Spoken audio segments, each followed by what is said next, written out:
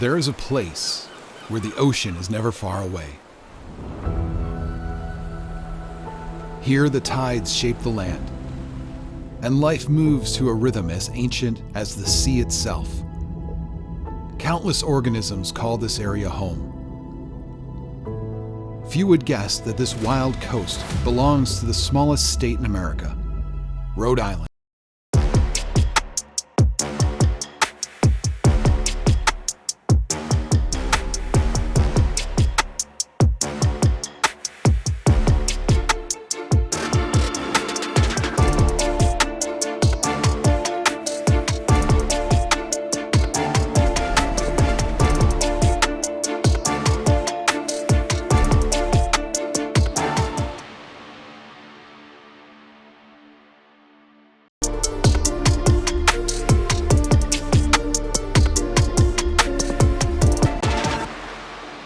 Welcome, it's Saltwater Sessions, joined by a new guest and my co-host Patrick Little. And we have a guest today that we are stoked to introduce, Tomas Koeck from Silent Flight Studios, filmmaker, very accomplished. We are excited to have you. Oh, I'm glad to be here. Thanks for having me, guys. So much to talk about because we talked before we got on here, and Ocean State, Rhode Island's Wild Coast, is your latest project. Yep. Let's talk about that, get really in deep. We'll show some visuals, and then all the other projects as a local filmmaker that we're blessed to have. And we saw your camera roll on your phone earlier, and we wanted it all. Jealous. We are so jealous. Don't be. And I appreciate it, though. And he's 28 years old. I right? wasn't going to bring up the age thing. No, it's just a huge accomplishment. That's great. That's your age, Yeah, you know. I'm obsessed, so it's a bad thing sometimes. I'm more interested in right now anyway is how you went to Sacred Heart and then you lived on the coast in Connecticut growing up, and you've always been around the water. What made you want to pursue this as a career? Because I mean, there's not many that have the guts to do it, and the motivation, the time, the money. There's a lot that goes into this. It's funny, growing up in Connecticut, you're right in that armpit of the Long Island Sound. And it's a beautiful environment, a lot of beautiful salt marshes, salt flats. But in terms of like snorkel, visibility and being able to scuba dive and actually see your own hand, it can get kind of tough. When I got my scuba certification, it was in the Long Island Sound. It was a really murky day. Couldn't see my own hand in front of me. And I had this idea that the Northeast, New England, wasn't a place to really get in the water and actually see a lot of things that you think about in the tropics, getting in the water, being able to see things. So it wasn't until, I was in Rhode Island with some family. I have some family that live in Rhode Island. And I had my cousin who said, hey, do you want to go Narragansett and just get in the water and do some snorkeling? And he spearfishes. You're he like, loves. What? Yeah, I was like, what is going on? This is a crazy idea. But I'm like, sure. I didn't want to have him show me up. So I'm like, I'll definitely get in the water. So he let me, grab one of his masks and some fins, jumped in the water. And I was immersed with flounder swimming underneath me. I had blue crabs. We had striped bass. And I was like, oh my God, this is an amazing environment. So no joke, years later, I was actually in the Arctic filming polar bears, and we were on one of our breaks, and I just couldn't get Rhode Island out of my head because everyone doesn't talk about the amazing oceanic environments that are right here in New England, right here in our own backyards. So I'm like, after this project's done, I'm going to pivot. I'm going to move and start doing stuff in New England, start getting into the local environments that we have right here so people can better appreciate it and make it educational as well. You started with photography and videography before that, or you got into it all came together and coalesced at one time with wildlife and what came together first? So I've been in nature my whole life, and I thought I wanted to get into the sciences. My brother is actually, he's full boat into the sciences. He's at Hui getting his PhD right now at MIT. He's a brainiac. I didn't have that brain for being in the lab. That just wasn't me. And I was dying. I was like, but what can I get into that is going to be about nature that allows me to, really be immersed in it? And I started taking pictures for fun and then showing people those photos and seeing them get excited and them wanting to get out into the wild and actually see some of these things for themselves. I'm like, this is really fun. It was the sharing thing that I really got attracted to. So I started, I actually pivoted. I transferred to Sacred Heart University in Connecticut. They got a kick-ass media program, amazing professors, got really into that. They started funding some smaller projects that did pretty well, and I started kind of climbing the rungs in the ladder and got some brand endorsements, kept on working, and ended up starting my own company when I graduated grad school. completely organic. It's amazing. Just the ladder that you want to climb. That is I got lucky. Yeah, I definitely got lucky. But there's a lot of hard work too, right? I appreciate it. All the Emmy titles? nominated on this latest series. Explorers Club we were talking about. Yeah, it's a great place. That is, we got to talk more about that. Yeah. But let's give some visuals to the viewers and roll, if we could, the trailer from Ocean State. Sounds good. Rhode Island's Wild Coast on PBS. You'll tell us more about how to watch it and everything like that. But let's roll it. There is a place where the ocean is never far away. Here the tides shape the land, and life moves to a rhythm as ancient as the sea itself. Countless organisms call this area home. Few would guess that this wild coast belongs to the smallest state in America, Rhode Island. This is a story of a place where there still remain environments that have persevered through a rapidly changing world. Where one can find animals, from the slender and the sleek to one of nature's most vital forage fish. Where the fleeting predators patrol its waters, and conservationists work to protect the animals they cherish. Oh, that's a spinner, it's a spinner! Where ocean giants pass through, and where marine animals of all kinds congregate to find food. This is one of New England's most important environmental hotspots. A place still filled with mystery. This is the story of Rhode Island's wild coast.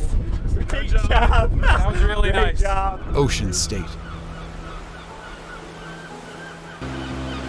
Wow, where do we begin I know. with those visuals? And that's all your stuff. Yes. That is you, Yeah. all you. Yeah. And I mean, that's just the tip of the iceberg of the things you've seen in your short career. You're only 28 years old, but it's just so fascinating. But all that stuff's right here in these Rhode Island waters, and people wonder when they're in a boat or on a ferry over to Block Island, I wonder what's down there. Yes. A lot. Those are the questions I had, Yeah, right, and I wanted to answer, And I want to make sure people know, like, I have an amazing team, amazing folks, supporting me from Sound Flight Studios, amazing animator, a narrator, great assistant camera folks. So I never want people to think that it's just me working on this stuff, but I'm very happy to be doing this project. And again, that's what I wanted to do. I want people to know what's down there, what's happening, and also for people to realize that they can grab their mask and snorkels, put everything on, and jump right off the beach and see some of these things for themselves. You just got to time it right. That's the whole thing. Just got to time it right. But Silent Flight Studios was your baby. You built the team. Yes. And you're carrying it forward. You're fundraising.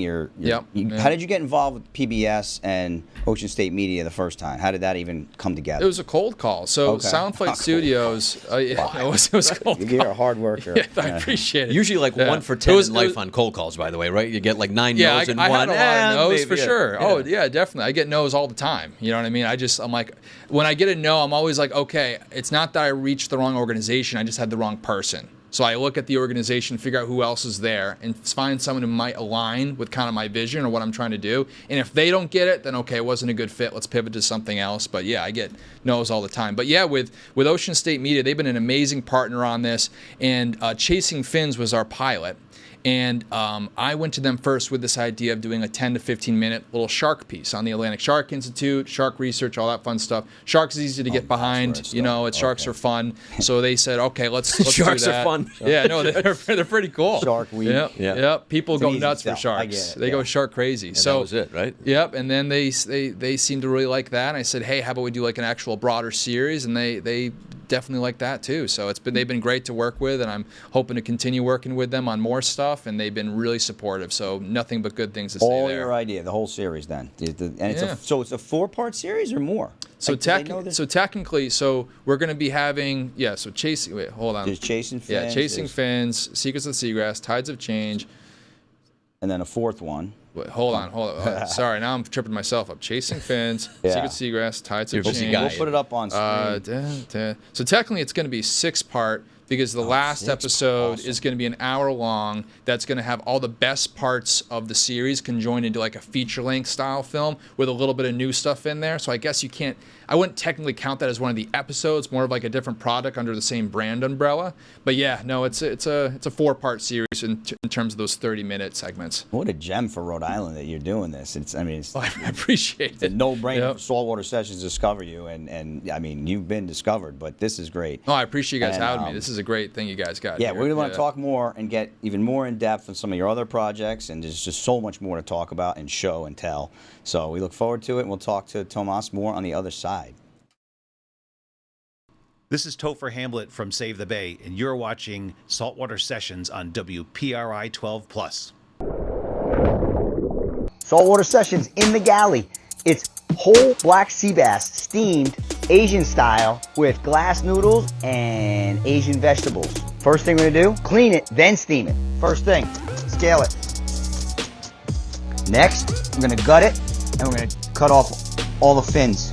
Gills come out. You got to take the gills out. Clean all that up. Gills are out.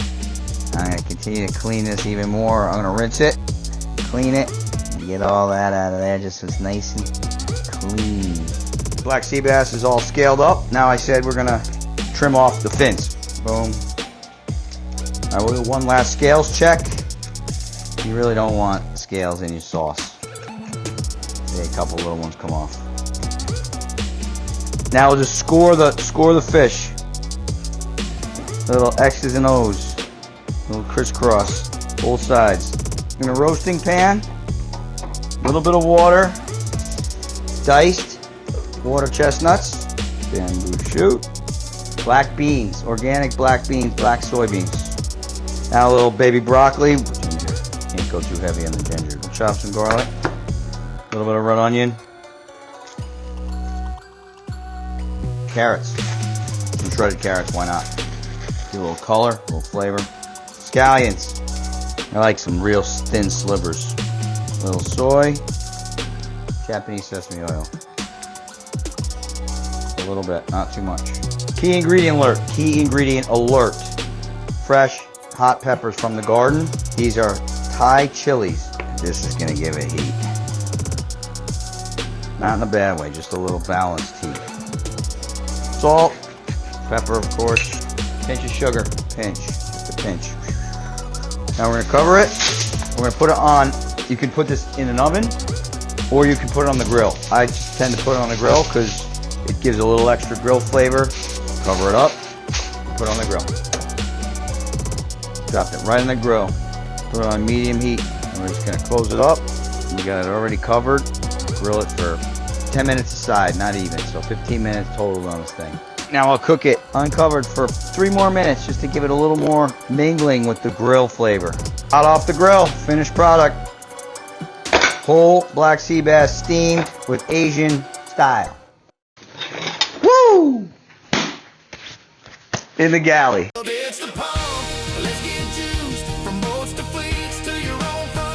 Why wait in line at the pump? Juiced Fuel delivers gas and diesel straight to your boat, your fleet, your driveway, on your schedule. Ditch the pump. Let's get juiced.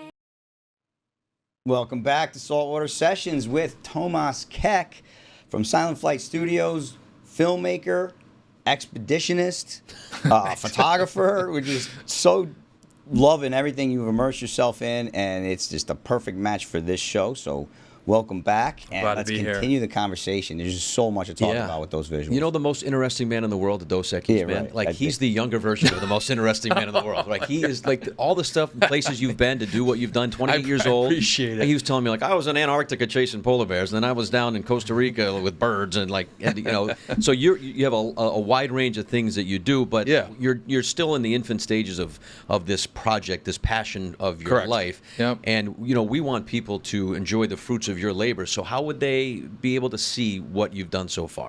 Yeah, I would say people could go and watch all of this stuff either on broadcast through Ocean State Media, or they can go to pbs.org or PBS Passport, and they can just look up Ocean State or just Ocean State, Rhode Island's Wild Coast, and it'll appear, and people can watch everything there. There's a lot to watch. Trust me, we've seen a lot of it. It's, you know, and if you're an enthusiast like we are of the ocean and the environment and what's going on in the world, I mean, it's must-see TV, I would Yeah, I mean, say. some of your other projects, you Shark Fest, and you got like Fly Away, Love Life, Sentinels Laboratory, all those other shows. Now, those are what platforms are those on? Like Assorted. So Flyway of Life was on tour for about a year. Okay. We had it just hitting up all these different venues. Now That was we're birds. That was right? birds. Yes, Yeah. we basically followed bird migration from Costa Rica up the East Coast, Eastern Seaboard, up into the subarctic. It was really, really cool. And we filmed everything from like, bird collisions with windows, like talk about the tragedy there, what people are doing to help defend these birds. And we talk about things like, relationships and trophic relationships with birds and wolves, how wolves are controlling ungulate species up in the Arctic and allow birds to be able to survive in the shrubbery that's left over from the ungulates. Ungulates are like, moose, elk, that sort of thing. So environmentalist conservationist is part of the title I left off when I introduced you, Yeah. but that's clearly what your framework and your foundation was born in. And that's the mission for my non-for-profit. So Yeah. it's a non-for-profit educational production company, as I like to put it. That's how we produce all these things. We do impact campaigns, educational campaigns. We have all these, conservation partners who we will be giving these conservation materials for their classrooms, things like that. So when we have a film product, the film is just phase one. Right. Then we go to phase two. It's the educational component, and then phase three is the impact. How do we get people, change minds, get people interested in nature, that sort of thing. So it's a three-pronged approach, and it's a cycle, and it feeds off itself. So that's why it's like Soundflight Studios is organized as a non-for-profit. This is a challenging time for the media industry, so it enables me to be open for grants, donations, things like that to help things move forward, and also enables us to actually do different things too. So we're not strictly a production company. Well, so you have many titles. You're the fundraiser, the director, the editor, the photographer. For now, I am, yes. The writer, the Yep. producer. Yep. Right now, so Yep. I mean, I got to believe that someone's going to see this, and you're constantly looking for support to fulfill your dream, your passion. That this is an opportunity for you, for folks to see what you're doing, to maybe want to jump on board with this. And my dream really is to help make this world a better place. Act local, think global. That's really how we can make a serious change, in this day and age. And Soundflight Studios is one of the methods that I'm trying to create to help make those changes. Yeah, but the global appeal with the local feel is what you had mentioned. That's another thing. Yeah. Clearly, what's communicated with everything you shoot and all the projects. I appreciate it. And yeah, you mentioned East Coast. You have the East Coast, but you have projects all over the world, right? And now I've been fortunate to travel to a lot of cool places. Like one of the coolest places was my first shark experience, believe it or not, was with white sharks off of Guadalupe Island. Well, you may as well start right at the top. I know. I was like, when I was in the water with these things, I'm like, this is like pretty much as good as it gets in terms of predatory sharks. Yeah. Now with white sharks, it was pretty cool. It was the Mako and Block Island, but now you're trumping it. Okay. Yeah. No, this is Guadalupe. This is Guadalupe. Yep. You can't go there anymore. Interestingly, the government shut down all passages to get over there. Oh, that's right. It's not really. About that. No one's really sure why. There's different rumors I'm not going to get into. All kind of speculative. But were you in a cage, or were you with the white sharks? I'm in cages. Yeah. I think I saw that. Yeah. No, with Clip the white sharks, I'm in. Yeah. Photo. Yeah. I don't mess around because it's not the big ones you're scared of. Like, oh no. No, it's the tinier ones. Really? How big are the tiny ones? Like 7, 8 feet? Yeah. The pups. Yeah. The pups. Yeah, the little Little pups. pups. Because they're so curious. And as humans, right, when we are curious about what something is, say we got a phone on the desk, I pick up the phone, I'm investigating it, my mind is saying this is a phone. But for a shark, they don't have hands. Until they taste it. Yeah, so they taste it, they nip it, they grab it. So for us, that's a mortal wound, right? So when sharks are young like that, they're inexperienced, they're a little bit too curious at times. Mischievous, yeah, we'll put it like that. So, and that's the thing is, I don't fear sharks, but I respect them. You know what I mean? And sometimes my need to get the shot will supersede the fear of something happening. And when you're with the right people, you always feel safe. So with Guadalupe, we were in cages. We were with these big 14, 16-foot white sharks. God. And then this little one showed up, and it was charging the cage. It was darting around. It's playing. It was like a puppy. Behaving like completely a different. puppy. Completely different. So I was like, Wow, okay, that we is gotta interesting, be wary. Be respect these big animals. The juvenile whites are the ones around here, right? Yes. And that's I've seen some breach and stuff like that off Block Island, and I'm pretty sure they were whites, and the ones that the Atlantic Shark Institute spots are usually juveniles. So they have a whole thing going there. John Dodd does amazing work at ASI, and he's really focused on white sharks, juvenile white sharks, and he does a whole slew of different studies. He helps support students. It's really, really cool. Yeah, let's pivot to John Dodd, because that's how we hooked up with you, between John Dodd and Save the Bay. Yep. So great connection here. Yep.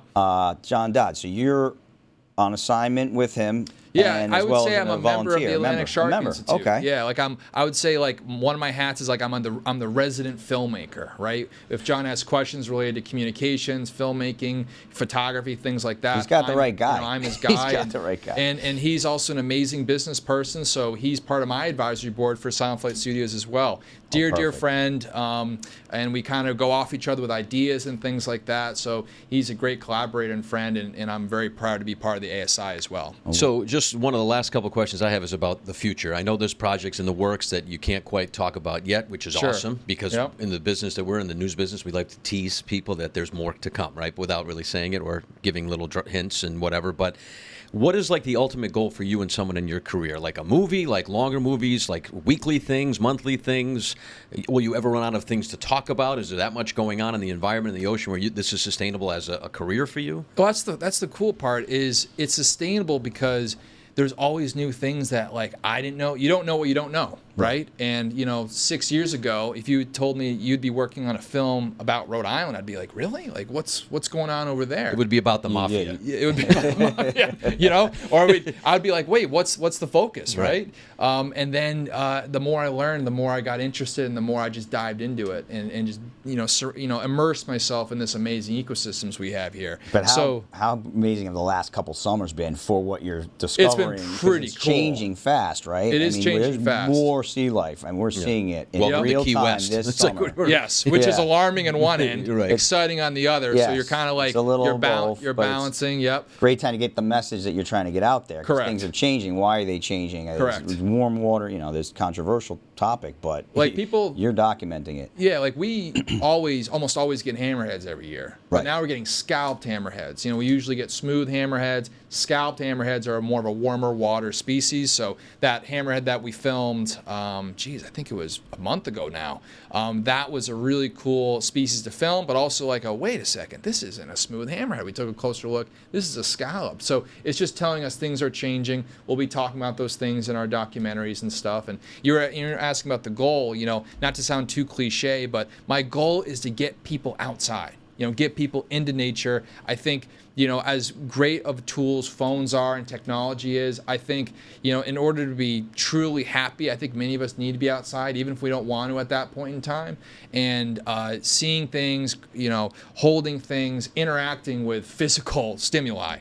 And nature is a really good way to boost all of those things. And I also want to help educate and show kids who are getting exposed to so much media nowadays, so much. Crushed by it. Crushed by it. I feel crushed by it. So I can't imagine how like a 12-year-old control. feels. Yeah, you've got a barometer and a throttle that you can go on and off of, but like if you don't know any better. Yeah. And No, you're exactly. a creator, you have interest in creating. Some people just digest it, but the ocean is as good of an allure as anything. So Bingo. the fact that that's what you're presenting on all these platforms is huge. Yeah, and maybe the gateway animal is a shark. And the when gateway people are animals can watching be it, they learn sharks. about eelgrass as well that they might Right. not have researched otherwise. So that's kind of the idea. That's great. Yeah. We can relate to that. That's what we're trying to do here at Saltwater Sessions as well. Yeah, you guys are doing a Same good thing, job. Trying to get people out there and to introduce them to the people that do exactly what we're trying to do here. Right on. So it's great to have you on. Did you want to talk about the Explorers Club? I do want to talk about the Explorers Just wanna make Club. sure I Thank have you that for ready for remembering. This is an because- exclusive club that's been around hundreds of years. It's tough to crack into that shell, right? To get into the. It can be. Yeah. Yeah. No, it can be. Yeah, sorry, I didn't So want to interrupt. Rolex, it's right? fine. Rolex is the Explorers Club. Yeah, so the Explorers Club is supported by Rolex Okay, and supported a by. slew of other organizations. It's an amazing society that's been around for a long time. Every major discovery from the North Pole, South Pole, Mariana Trench, Everest, moon landing have been done by Explorers Club elite members. club. Tell our viewers about some of the members, the original, like you said. Oh, yeah, like Teddy Roosevelt, Yeah. Amelia Earhart, great figures in today's world, like Sylvia Earle, Jane Goodall. There's some amazing folks who have either connections or directly members of the Explorers Club. So I'm very fortunate to be part of it. Great networking opportunities, amazing people there, great folks doing great work. So it's pretty awesome. So Rolex was the ones that said you were one of the 50 people changing the world that you need to know about, right? That was the quote. That Rolex. The Explorers Club has this award, this kind of honor system called the EC50, where they select 50 of change makers, people doing, furthering science and discovery, things like that. And Rolex is a supporter of that. They selected, the Explorers Club selected me. They have like people that will nominate you, that sort of thing. And you go through a couple rounds, and I was one of the awardees in 2026. So super honored to be part of those tables, and a lot of really cool people. Nice. And what's cool is you're meeting people with all different disciplines. There's someone working on rivers out in Europe. Someone else doing something in the Arctic and the Antarctic, and other person doing deep sea, and then you're meeting someone else who's doing sustainable aquaculture. So it's all different, kind of sections of the industry, and you're like, wow, I didn't realize how big this industry was. And there's some other filmmakers as well. So it's really cool to network with a lot of those folks. That is just getting started, this kid. You want to be You're right. in, just getting started. He's already accomplished so much. So congratulations. We will be following you, and we will try to collaborate more with you for our humble little show here at Saltwater Sessions. So again, where you watch the PBS.org is the streaming platform. PBS Passport or PBS.org are two ways you could watch the Ocean State the series, right? And you can catch it on broadcast on Ocean State and Media then on broadcast. Well. All right, and then follow you on social media. You have my handles.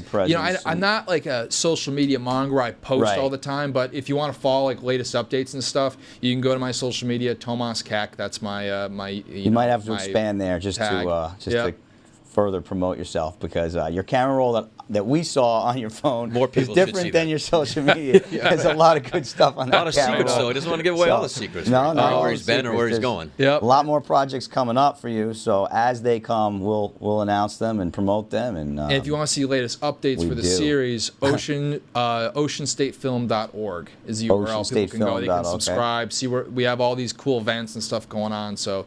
Not to put too many plugs in, but that's the last one. Well, that's why we wanted you here. We know. Plug away. That's it. Thank you for being on. Thank you guys. Yeah. Really inspiring, and we look forward to talking to you again soon. Right on.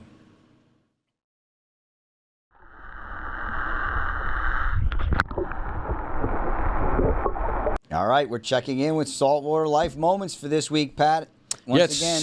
The content that people, we can't be everywhere, we'd like to be, but the content people provide is awesome. Show us this first picture of Luke. Here we go. This is great. There's Luke. We know Luke.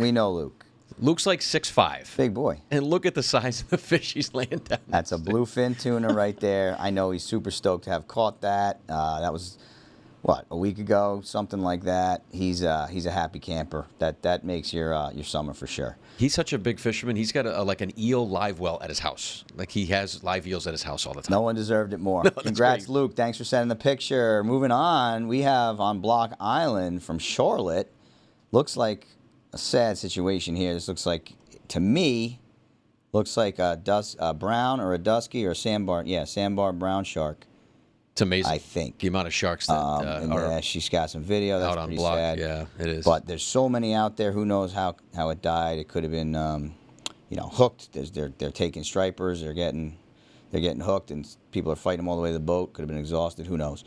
And then this is a fun one. This was submitted. We got this yesterday from where? The Fleet RI, right, Pat? Yeah. This video again off Block Island. The amount of activity around Block Island over July and August has been unbelievable, with dolphins, sharks, seals, and humpback whales putting on a show. I love the fact when they. I guess when they slap the thing, they're just telling, "Hey guys, waving. It's like food's waving. This way." Slapping the water so they can tell waving where the bait is. So there's just so much in the water right now for these. It's the food chain. It is what it is, and these big whales are everywhere because there's so much bait in the water right now. This is the summer of sea life. It's nuts. Wild out there. It's been great. Tiger sharks and all different tropical species, hammerheads, whales, dolphins. It's good. I caught a triggerfish this summer. Oh, we got to get a picture of that up here. A triggerfish, which you usually catch in the Keys. All right, submit that next week. I will, refresh your memory. How to submit. Go to saltwatersessions.tv, which takes you to Saltwater Sessions on WPRi.com, right? And then you can submit your pictures. You can tell us what you want to see on the show. We talked about that. You can vote. You'll hear from our sponsor, Juice Fuel, which is fuel delivered for your boat, car, or fleet. And then you can send us pictures. Very easy right through here. Submit up to 5 pictures or video, and we'll talk about it on the show just like we just did. So be a part of it. Send us your saltwater life moments, and thanks for watching.